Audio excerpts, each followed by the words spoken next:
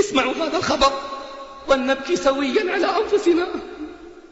ذكر صاحب الدرر الكامنة في المجلد الثالث الصفحة 202 للتأكيد أن جماعة من كبار النصارى ذهبوا لحفل أمير مغولي قد تنصر، فأخذ أحد دعاة النصارى يسب النبي صلى الله عليه وسلم، وهناك كلب صيد مربوط، فزمجر الكلب بشدة ووثب على الصليبي فخلصوه منه بصعوبة.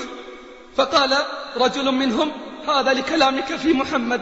فقال الصليبي: كلا، بل هذا الكلب عزيز النفس، رآني أشير فظن أني أريد أن أضربه. ثم عاد لسب النبي صلى الله عليه وسلم بوقاحة أشد مما كان.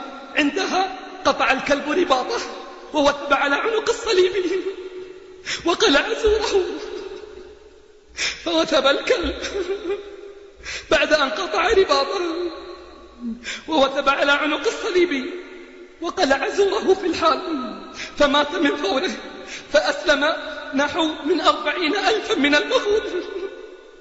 غارت وغضبت الكلاب غارت وغضبت الكلاب، فأين غضبتنا؟